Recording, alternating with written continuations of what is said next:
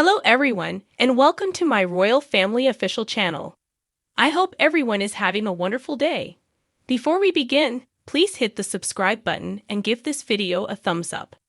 Unexpectedly, many Britons now believe King Charles should be permitted to become involved in politics.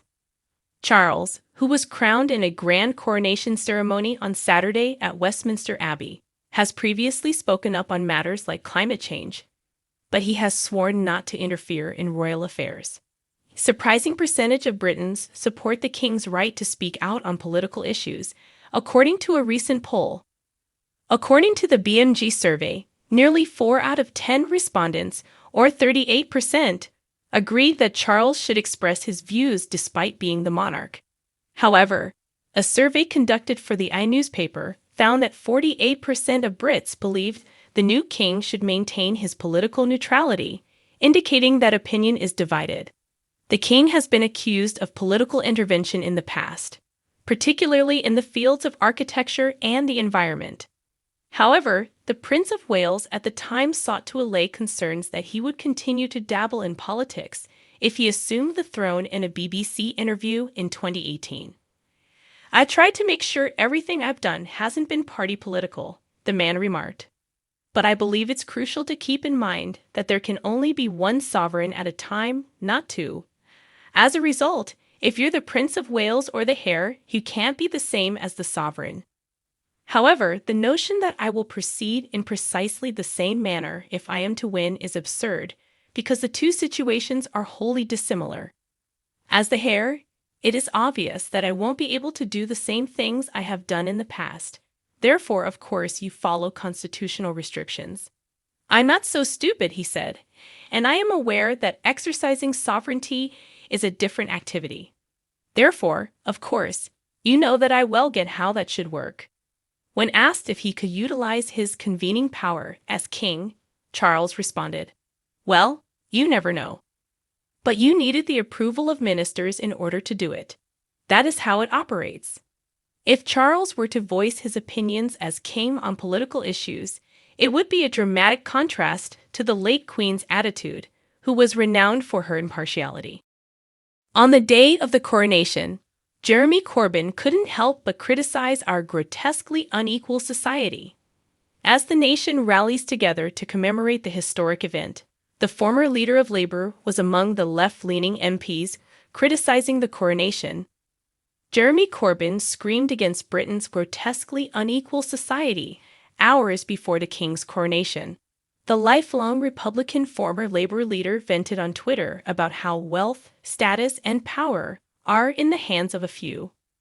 Following an anti-Semitism controversy, Mr. Corbyn, who now serves as an independent MP, stated, "We live in a grotesquely unequal society that concentrates wealth, position, and power in the hands of a few. True patriotism is about creating a society where everyone is taken care of and cares about." Hours before Charles and Camilla are scheduled to be crowned at Westminster Abbey, Mr. Corbyn tweeted. This morning, Labour MP Clive Lewis also shared a video on Twitter criticizing the pomp and circumstance. "Our monarchy is not a social glue," he declared. "Instead, it is a glittering facade that makes outrageous wealth and power discrepancies look normal. Watch the gilded chariot, the pomp, and the splendor for what it is, much like in the story of the Emperor's new clothes. Or more precisely, what it isn't. Do you truly have the money to not care?" In stark contrast, Rishi Sunak praised the coronation as a moment of extraordinary national pride yesterday night. The Prime Minister stated in a message on the eve of the historic event that the coronation is more than just a spectacle, but a proud expression of British history. The coronation of King Charles II and Queen Camilla, he declared, will be a time of enormous national pride. "We shall celebrate the enduring qualities of our great monarchy, its tenacity, devotion to duty, and service to others with friends from across the Commonwealth and beyond. No other nation could stage such a spectacular show, complete with processions, pageantry, ceremonies, and street parties. But this is more than just a show. It proudly represents our traditions, culture, and history. a striking illustration of the contemporary nature of our nation, and a beloved tradition that ushers in a new age, and a beloved custom that ushers in a new era. Representatives of every faith will play a central role for the first time in the abbey where monarchs have been crowned for almost 1,000 years. Mr. Sunak stated that it was a fitting tribute to the spirit of service that will define the Carolean age, that people across our country will help their communities with thousands of acts of kindness.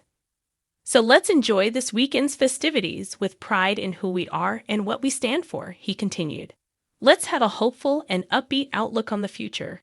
And let's create fresh memories so we can tell our future generations about the time we gathered to sing God Save the King tirade on that day. Lee Anderson tells the anti-monarchist rabble that is spoiling coronation to emigrate.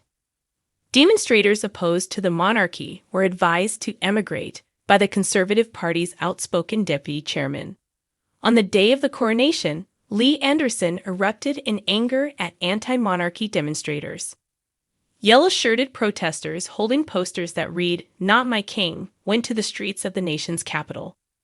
The Republic Group is an anti-royal family organization.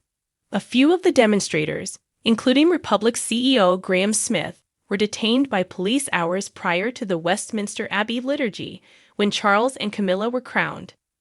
Mr. Anderson, a Red Wall MP who is no stranger to controversy, criticized the activists on Twitter. "Not my king?" questioned the deputy leader of the Conservative Party. "The solution is not to show up with your ridiculous posters if you don't want to live in a country with a monarchy. Immigration is the answer." Tweeted video showed police utilizing the new Public Order Act's authority to detain Republic demonstrators in Street Martin's Lane, close to Trafalgar Square. Police officer is heard saying in one video, "I'm not going to get into a conversation about that. They are under arrest." End of. On Street Martin's Lane, 4 people were detained on suspicion of conspiring to cause a public disturbance, and lock-on devices were recovered, according to the Metropolitan Police. The police department added that they made several arrests for breaking the peace at Carlton House Terrace, and 3 more outside Wellington Arch on suspicion of having items to do criminal damage. But the arrest of demonstrators by police has drawn condemnation. The arrests were deemed incredibly alarming by advocacy group Human Rights Watch, which also stated that this is something you would expect to see in Moscow, not London. At a Not My King event in Cardiff, Republic member and chairman Nick Wall labeled the arrests of demonstrators in London disgraceful in front of the crowd.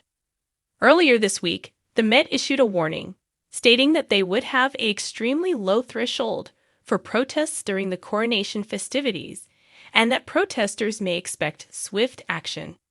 According to the contentious new Public Order Act, demonstrators who possess an item with the purpose to lock on may be fined, and those who block roadways may face a 12-month prison sentence.